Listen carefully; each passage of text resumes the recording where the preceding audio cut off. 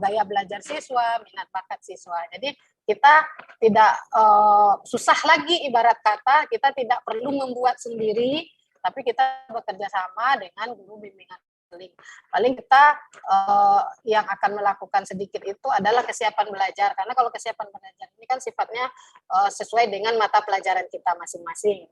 Seperti itu. Nanti setelah kita mendapatkan hasil atau rekapitulasinya, maka akan terlihat bahwasanya siswa-siswa kita itu dari gaya belajarnya aja itu sudah beragam, Bapak Ibu. Ada yang kinestetik lah, ada yang audio, ada yang visual, atau ada yang kolaborasi. Begitu juga dengan minat dan bakat. Berminat IT, ada yang berminatnya ke olahraga, ada banyak Bapak Ibu. Nanti hasil itu namanya skenario pembelajaran sesuai dengan diagnosa tersebut supaya hasil pembelajaran kita itu tercapai. Dan pembelajaran kita tercapai atau tidak tercapainya salah satunya ya sesuai dengan tujuan pembelajaran kita pada saat. Kalau kita masih menggunakan K13 ya tentu indikator dari kompetensi dasar yang akan kita capai. Kalau di M itu sesuai dengan capaian pembelajaran, sesuai dengan tujuan khusus kita. Ini salah satu contoh untuk RPP yang saya gunakan, Bapak Ibu. Tadi buka tidak?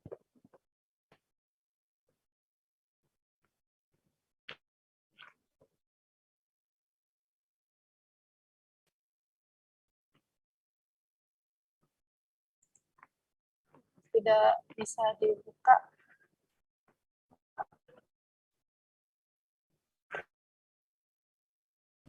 Ya, Ibu, karena itu bentuknya tautan, ditutup dulu, kemudian link yang Ibu klik tadi, baru ditampilkan, Bu.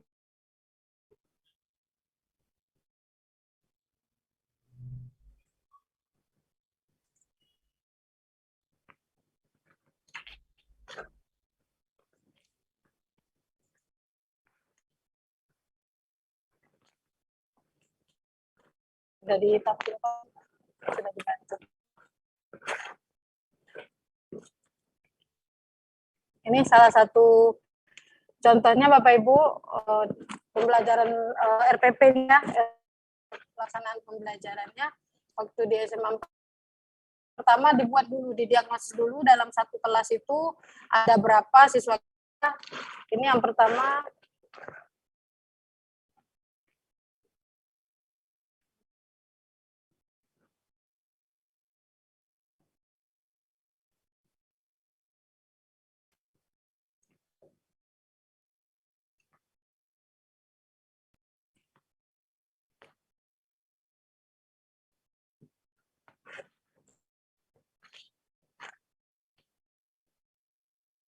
Maaf Bapak Ibu, saya buka di sini saja.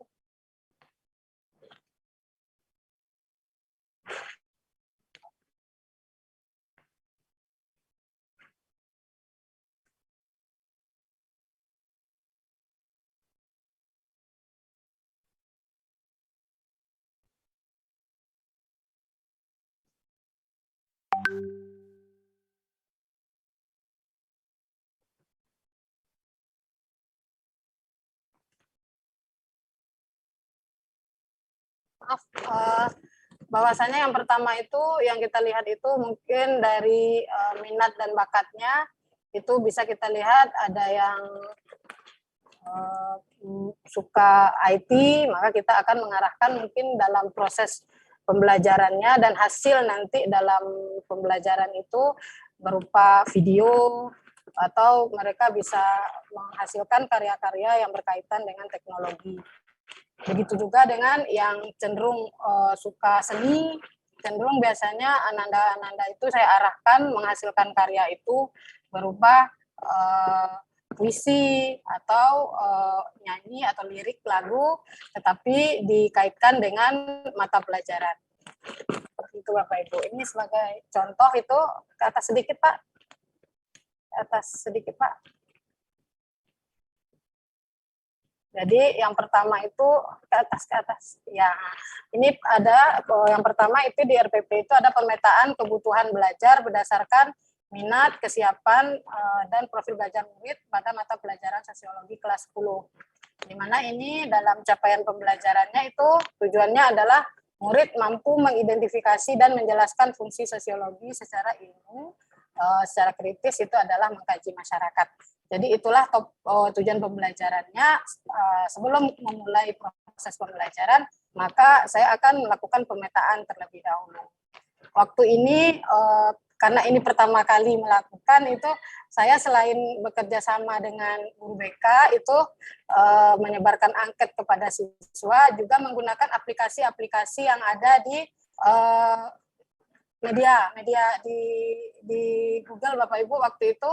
Jadi saya menyebarkan kepada Ananda, silakan isi, baru saya rekapitulasi, maka muncullah minat-minatnya seperti ada yang menyukai teknologi informasi. Jadi saya kategorikan siswa kita yang memang minatnya ke teknologi informasi, hobinya ke kesenian, terus hobinya ke broadcasting. Lebih bisa sedikit Bapak.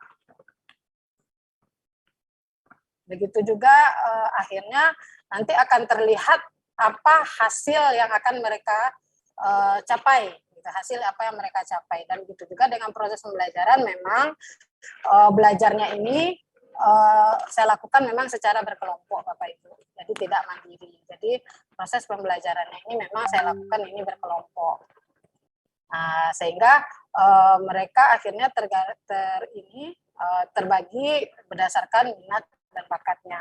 Begitu juga secara lanjut Bapak, saya juga memetakan siswa-siswa itu berdasarkan kebutuhan belajarnya, ada kesiapan belajar.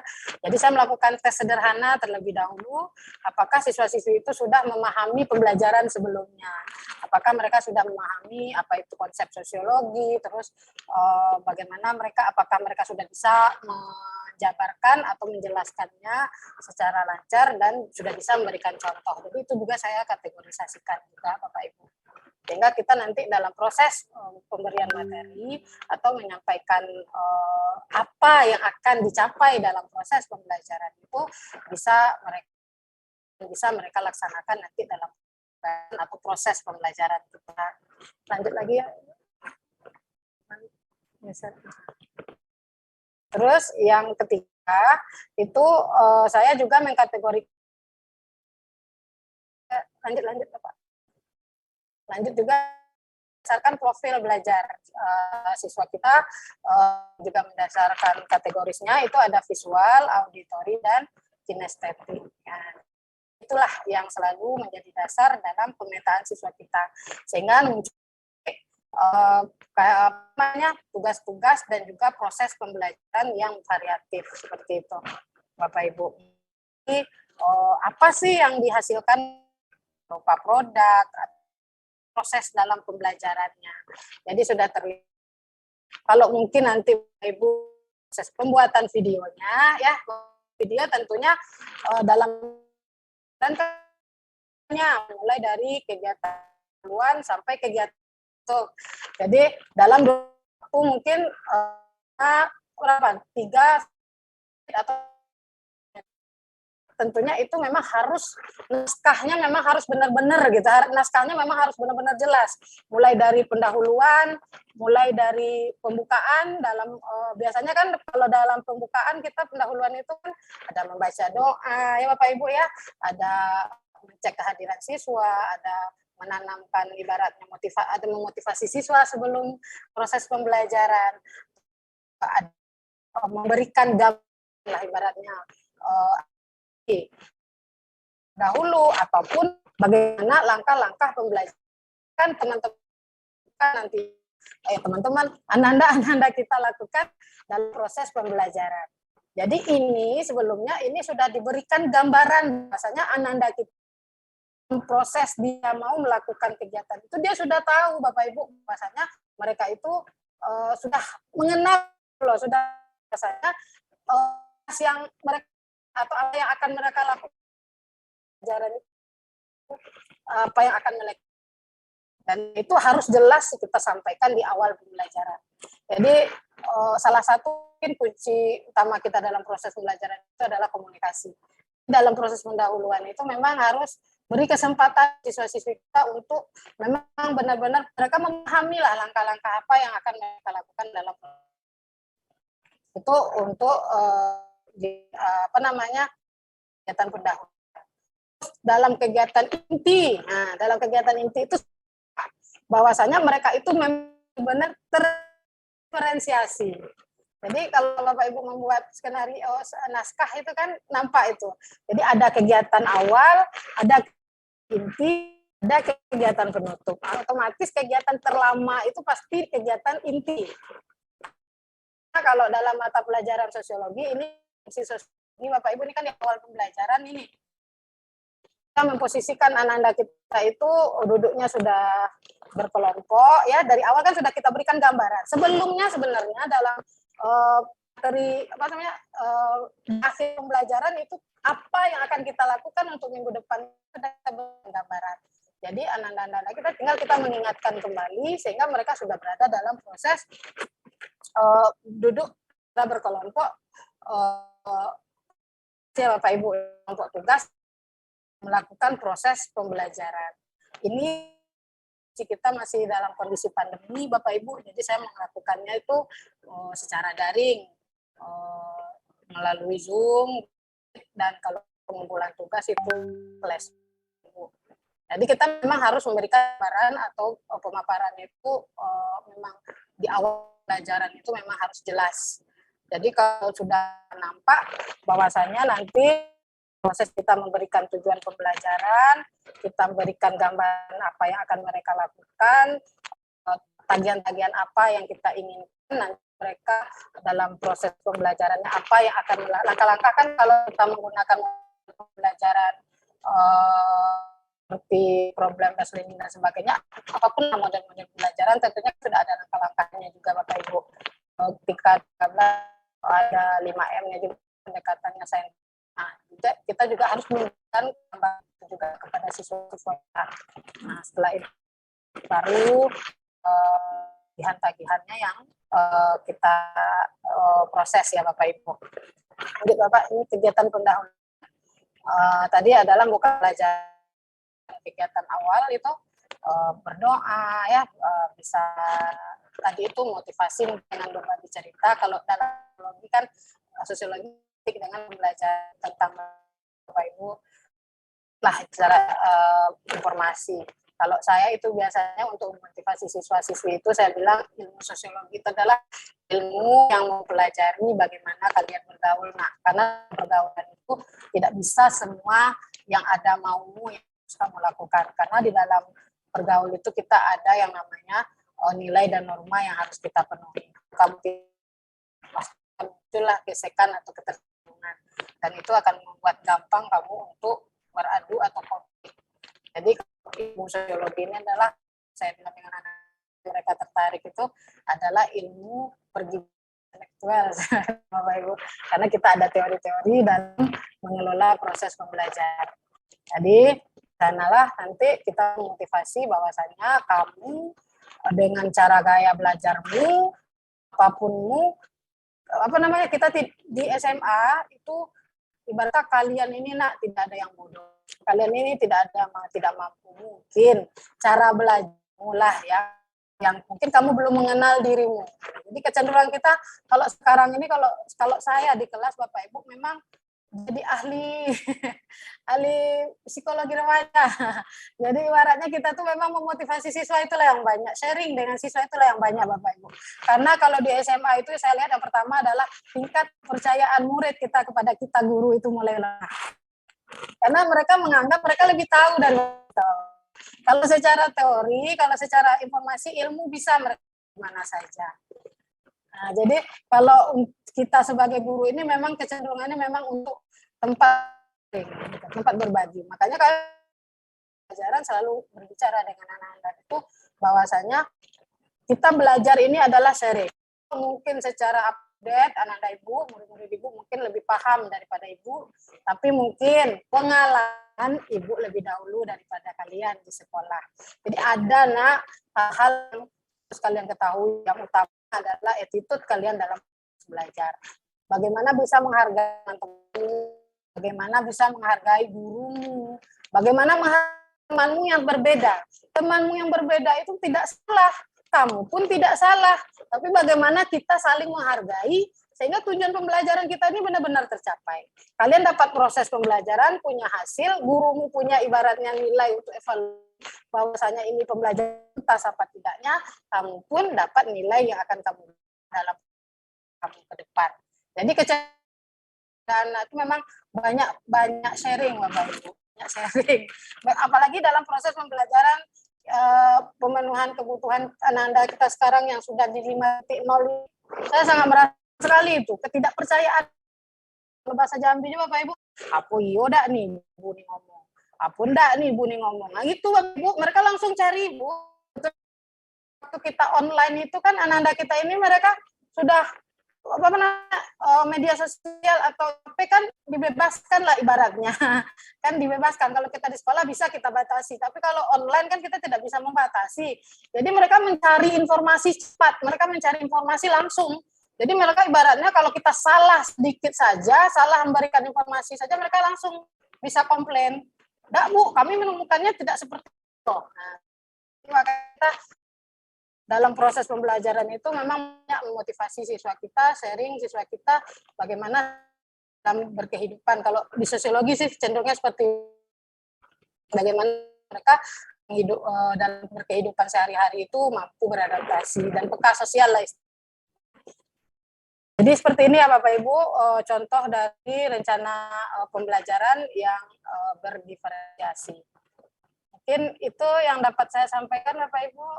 Yono, mohon maaf ya jika ada saya salah-salah kata.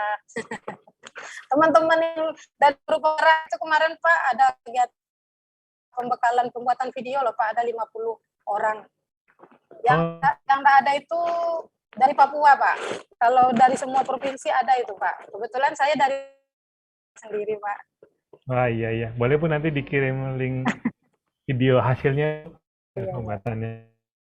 Ya, terima kasih Bu Lalita sudah menyampaikan materinya. Mungkin saya sedikit review untuk Bapak Ibu yang baru bergabung. Bu Lalita tadi menjelaskan mengenai filosofi Ki Hajar Dewantara, yaitu itu seperti bibit dan juga guru itu sebagai petaninya. Kemudian Ibu Lalita juga membahas mengenai pembelajaran berdiferensiasi. Alasannya itu lakukan diagnosis dahulu siswa, gaya belajar siswa, dan minat bakat siswa, kemudian susun langkah yang bervariasi sesuai dengan diagnosa tersebut. Nah, kemudian juga ditampilkan juga tadi RP-nya dan juga pemetaan kebutuhan belajarnya berdasarkan minat, kesiapan, dan profil belajar murid, khususnya di mapel sosiologi kelas 10. Baik, masih kita buka dulu sesi tanya jawabnya. Bagi Bapak Ibu yang ingin bertanya, silakan bisa mengisi pertanyaan, nama, nasi, dan pertanyaan di kolom Q&A. Dan juga bagi Bapak Ibu yang belum mengisi daftar hadir, bisa mengisinya melalui tautan yang sudah dibagikan di kolom chat. Dan juga ada file materi yang dibagikan di Google Drive yang ada di kolom chat. Baik Pak Fatur, Pak Ibu Lalita, siap untuk tanya jawab nih ya. Kita masuk. Siapakah yang akan menjadi penanya pertama kita pada hari ini? Anonimus. Nah, sepertinya Bapak Ibu ini tidak ingin diketahui namanya. Baik, pertanyaannya, bolehkah melakukan revisi sesuai juknis yang disampaikan hari ini? Mungkin ke Pak Fatur atau ke Pak Moras bisa menjawabnya. Mas Yanto, terima kasih. Saya jawab ya, bahwa pertanyaan ini sesungguhnya sudah dijawab oleh Pak Mora dan tim panelis yang lain, bahwa ini dimungkinkan Bapak Ibu untuk upload yang terbaru, yang terbaik. Dan yang kita pakai adalah yang terakhir, ya, bukan kemudian di-upload mana yang terbaik menurut Bapak, enggak seperti itu. Ya, kita ambil yang terakhir. Kan, sudah cukup? Lanjut. Ya, baik. Terima kasih Pak Fatur. Jadi ya, seperti itu ya, Bapak atau Ibu ini yang bertanya. Jadi bagi yang ingin memperbarui atau merevisi file yang sudah diunggah, bisa. dikirimkan lagi, nanti akan kami dari panitia dan seleksi akan memilih file yang terakhir ke MM dan juga ke laman yang sudah ditetapkan oleh panitia itu. Untuk pertanyaan selanjutnya kita akan bacakan dari Anonymous lagi nih. Selamat sore panelis, mohon info apakah kita bisa melihat berapa jumlah kandidat peserta per provinsi yang sudah mengirimkan praktik baik video dan naskahnya. Terima kasih. Mungkin dari Pak Mora atau Pak Fatur bisa menjawab. Silakan Bapak. Ya, Mas Yanto, bahwa berbeda ya dengan yang dulu ya. Kalau dulu basisnya adalah region, kemudian naik menjadi nasional. Maka Bapak Ibu tidak relevan apabila menimang-nimangnya adalah berapa sih yang di provinsi saya, karena sesungguhnya nanti head to head-nya itu adalah bukan antar provinsi, tapi di masing-masing kategori, gitu ya. Bisa dipahami ya. Jadi yang penting adalah Bapak Ibu buat yang terbaik ya. Kalau nanti kemudian upload apakah di kategori SMA, di kategori SMK ataupun di kategori SLB sesuai dengan Bapak Ibu masing-masing. Dan sudah nanti kemudian tidak kita lah handlingnya. Demikian Pak Yanto ya. Ya, baik. Jadi begitu Bapak atau Ibu bertanya, ini ada perbedaan sistem dan juga prosedur pada apresiasi GTK pada tahun ini. Jadi jangan khawatir Bapak Ibu, kirimkan karya terbaiknya seperti lirik lagu nih, saya ambil dari lirik lagu, do your best, let God do the rest. Jadi serahkan semuanya kepada Yang Maha Kuasa, kirimkan yang terbaik. Nah, semoga Bapak Ibu yang lolos ya kita ucapkan selamat, dan belum lolos jangan berkecil hati, jangan berputus asa, tetap semangat, ikut lagi mungkin di tahun depan, kirim yang lebih baik lagi. Mungkin seperti itu Bapak Ibu yang bertanya. Kita lanjut ke pertanyaan selanjutnya. Masih adakah dari pertanyaan yang masuk? Oh, ada lagi nih, dari Anas lagi. Baik, apakah pembelajaran berdiferensiasi bisa diterapkan di sekolah di daerah 3T? Padahal diketahui bahwa daerah 3T itu semua serba terbatas. Bagaimana nih Pak Fatur, Pak Mora? Silakan dijawab Pak. Ya, terima kasih Mas. Pak Mora mau jawab? Pak Fatur aja Pak. Baik, Mas Yanto, terima kasih. Ini pertanyaan bagus ya. Bagaimana dengan kondisi 3T yang segalanya terbatas? Banyak hal terbatas lah, masih enggak ya? Motivasi tidak terbatas, harapan tidak terbatas. Jadi mungkin ada beberapa yang terbatas, yes. Dalam keterbatasan itu, apakah kemudian kita tidak bisa mendiferensiasi sebuah proses pembelajaran atau layanan pengalaman pembelajaran justru karena keterbatasan, karena ada batasan-batasan itulah, maka sesungguhnya kita harus memberikan sebuah layanan pembelajaran berdiferensiasi. Kalau Bapak Ibu misalnya pertimbangannya adalah beberapa fasilitas tidak tersedia, maka Bapak Ibu gunakan hal-hal yang sudah ada secara optimal. Ya. Terus kemudian, kalau misalnya misalnya adalah kurang dalam hal tertentu, maka Bapak Ibu coba fokus pada hal-hal yang kekuatan yang lain.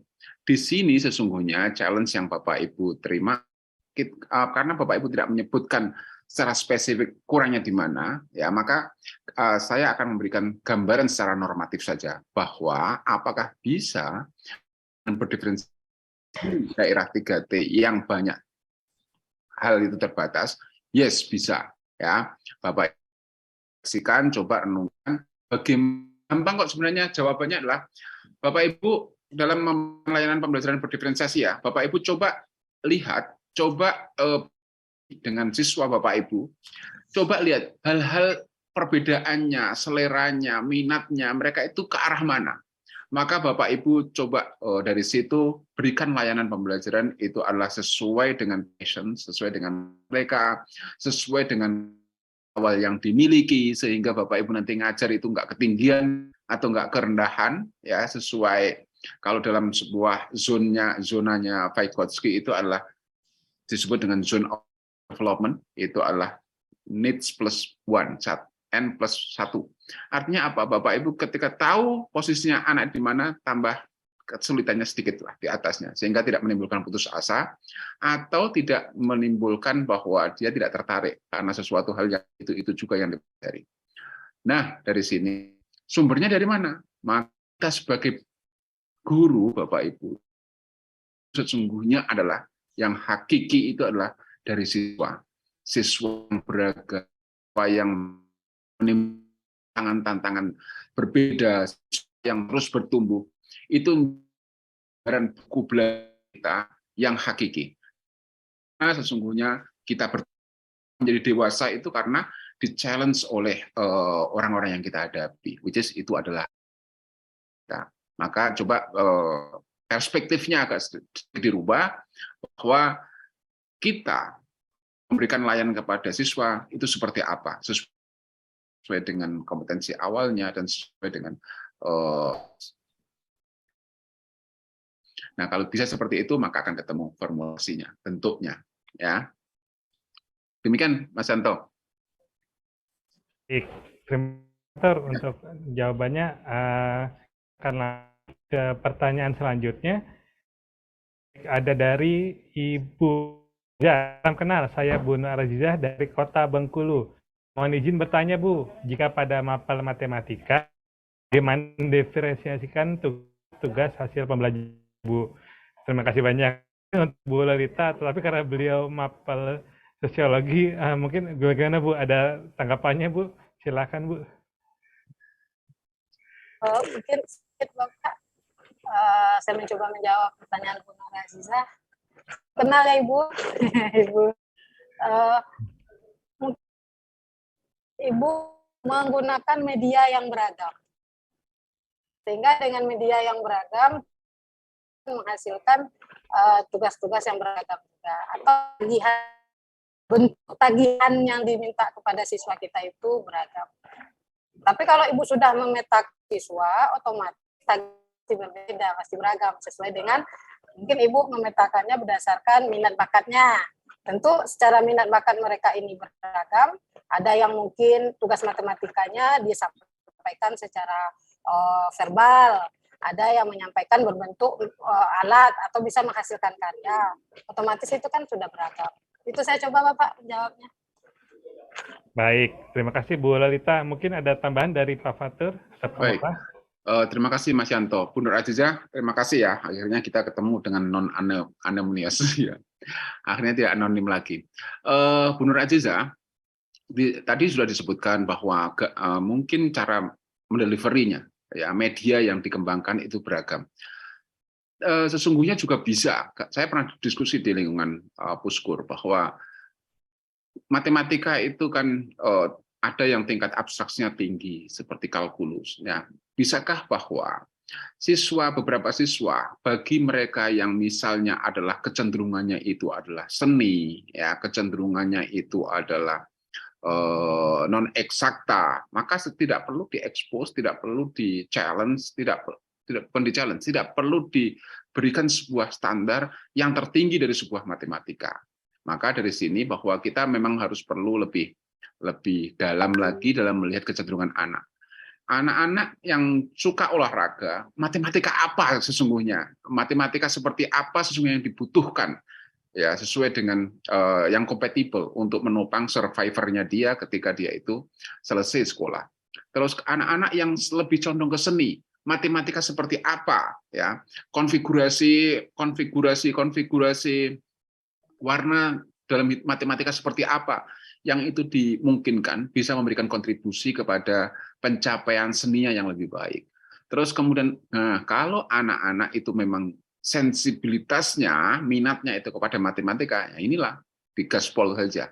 Itulah kira-kira bahwa di dalam matematika pun kita juga bisa mendiferensiasi di dalam targetnya, di dalam kontennya, terus juga di dalam tadi disebutkan di dalam cara ngajarnya, di dalam media pembelajarannya, dan juga sesungguhnya di dalam waktu time frame-nya, ya, waktu ngajarnya, waktu penyelesaian tugasnya itu juga bisa didiferensiasi.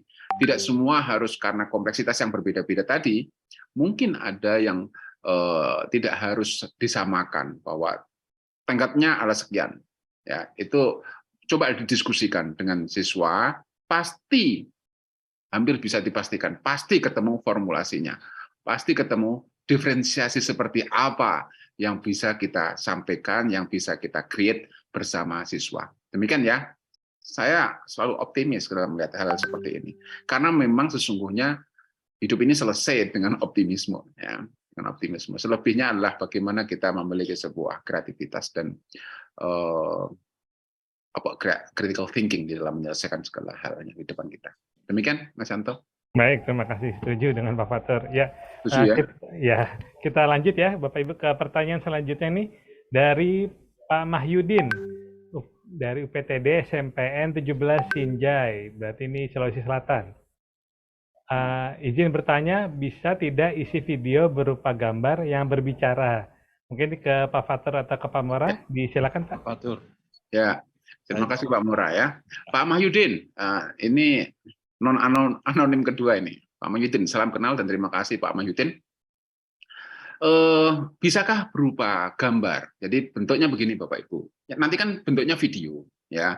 Tapi video itu kalau seandainya Bapak Ibu tidak memiliki sebuah video secara keseluruhan, maka video pendek nanti bisa dipadukan. Tetapi kalau seandainya Bapak Ibu ada gambar-gambar yang cukup kuat pada saat itu sebagai sebuah evidence bahwa Bapak Ibu telah melakukan proses pembelajaran dengan baik dan terlihat di situ aura siswa itu begitu strong ya, terlihat di sana, Bapak Ibu tidak melewatkan itu, maka gambar-gambar itu bisa dibuat dalam bentuk kolase. Kolase itu adalah gambar nanti kemudian yang nampak akan menjadi sebuah video ya, gambar yang ditata, Bapak Ibu nanti yang tahu persis logiknya, urutannya, sekuennya seperti apa, menjadi sebuah kolase.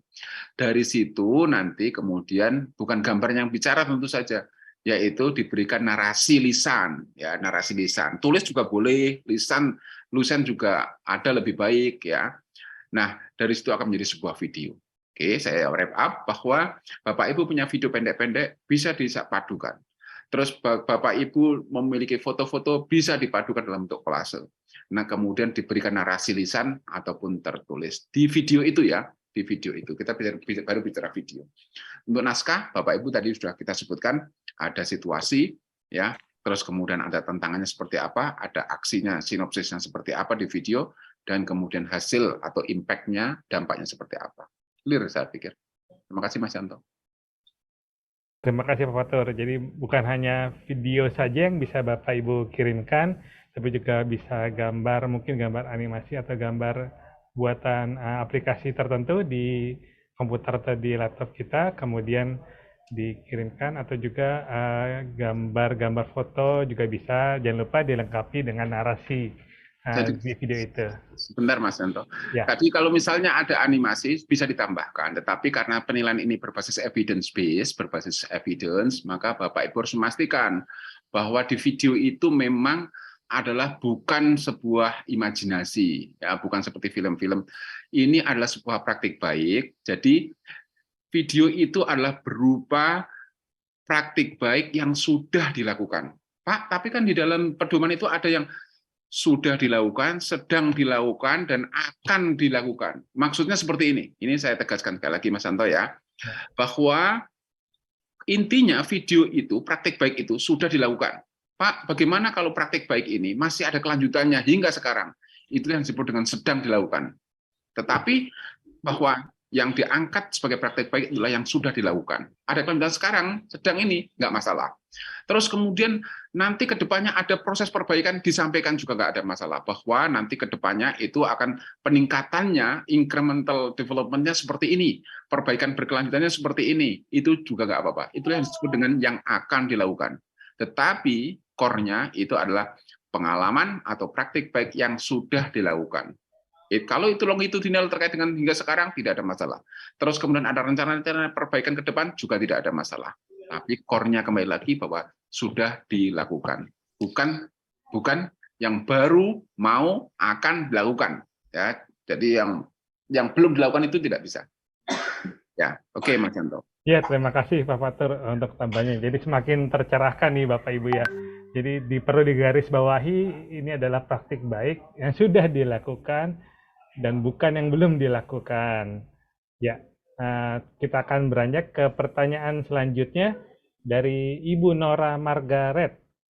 Assalamualaikum, nama saya Nora Margaret dari SMKN 1 Sumatera Barat. Jika lebih dari 10 menit, apakah video kita langsung di blacklist?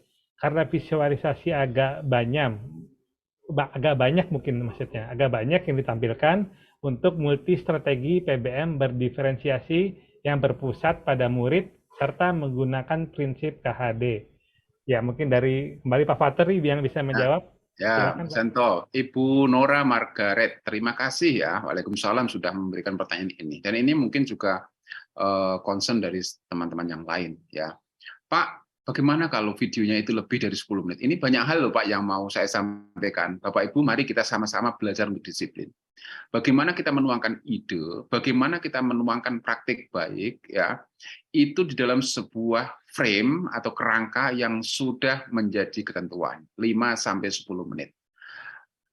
Jangan sampai kurang dari 5 menit, dan jangan sampai lebih dari 10 menit. Challenge-nya adalah, tantangannya buat kita adalah bagaimana ide tidak hilang, message tetap clear, tetapi range-nya atau intervalnya itu masih di dalam 5-10 menit. Gunakan video cutter atau instrumen fitur lainnya untuk memastikan bahwa tidak lebih dari 10 menit. Ya, kita agak disiplin masalah itu karena ini adalah tantangannya. Bapak Ibu nanti kalau masuk, ini cerita sekalian ya Mas Yanto. Kalau masuk di dalam yang namanya kompetisi internasional, kompetisi ya ini, dalam sebuah awarding ceremony atau teacher award yang lain di tingkat internasional, Bapak Ibu lebih terchallenge. Bahwa yang namanya naskah itu 500 kata, fix, tidak boleh 500, tidak ada intervalnya Bapak Ibu. Video itu adalah 7 menit, fix 7 menit, tidak boleh lebih, tidak boleh kurang. Ya di situ tantangannya, Bapak Ibu. Nah, kita masihlah ada sebuah intervalnya. Ini berarti sebuah semangatnya adalah, message-nya adalah bahwa mari kita saling belajar. Ya, mari kita saling belajar sesuai dengan disiplin-disiplin yang sudah ditentukan. Ya, Mas Yanto ya. Begitu Bu Nora Margaret. Semoga clear lah menjawab. Baik, terima kasih Pak Fatur. Wah, memang nih kali ini tim kita generous ya, bermurah hati sudah memberikan rambu-rambu 10 menit, dimana kalau internasional 7 menit saya tidak bisa membayangkan itu lebih singkat dan lebih padat untuk video dan narasinya. Baik, terima kasih Bu Nora untuk pertanyaannya. Kita akan lanjut, apakah masih ada pertanyaan? Oh, masih ada nih, dari Bapak atau Ibu nih, Bapak Dwi Evianto. Bagaimana cara melakukan asesmen dan evaluasi pembelajaran berdiferensiasi di mana konten, proses, dan produknya berbeda? Mungkin dari Bu Lolita dulu nih bisa menanggapi Bu, bagaimana Bu? Tentunya, ya terima kasih Bapak. Salam kenal Pak Dwi Evianto. Tentunya Pak, dalam proses penilaian berdiferensiasi ini, kalau berupa produknya ya, kita pasti punya instrumen penilaiannya. Kita pasti sudah menentukan, nah kalau dari segi produk itu apa yang akan kita nilai. Mungkin dari kerapiannya atau dari hasilnya, terus ada apa namanya, sesuai tidak dengan kontennya gitu, sesuai tidak dengan tagihan yang kita inginkan, terus menarik tidak hasil dari produknya ini. Jadi ibaratnya kita buatkan instrumen penilaiannya seperti itu, nanti baru kita jumlahkan, maka kita dapatlah hasil dari proses penilaian. Seperti itu Bapak. Iya, baik, terima kasih Bu Lolita. Mungkin dari Pak Fatur ada tambahan Pak? Oke. Pak Dwi Evianto, mudah-mudahan nggak salah ya, Bapak ini. Pak Dwi atau Pak Anto, nggak mungkin Pak Evi ini. Jadi kalau menilai melakukan assessment, maka Bapak bisa gunakan yang namanya rubrik. Ya, rubrik itu isinya apa sih? Yaitu kriteria dan scoringnya. Ya, saya pikir ini sudah sangat familiar. Pertanyaannya adalah bagaimana cara men-set kriteria, karena tantangannya ada di sini, ya, tantangannya di sini. Selebihnya adalah nanti Bapak Ibu tentukan di mana beratnya sebagai weighting atau pembobotan. Tapi kriteria dulu lah. Kriteria itu diturunkan dari yang namanya tujuan pembelajaran Bapak Ibu yang sudah di-set sebelumnya. Sebelum mulai pembelajaran itu harus sudah clear masalah tujuan pembelajaran. Lalu tujuan pembelajaran ini itu didetailkan melalui yang namanya, ada istilah KKTP. kriteria ketercapaian tujuan pembelajaran. Oke lah, nggak usah menggunakan istilah yang baru seperti ini. Yang penting adalah evidence-nya atau bukti apakah yang disebut tercapai tujuan pembelajaran tadi. Jadi kalau tujuan pembelajaran itu tercapai, itu apa? Misalnya memahami sesuatu. Oke, yang disebut memahami sesuatu itu apa? Oh, dia itu bisa menjelaskan. Oh, dia itu bisa melakukan interpretasi.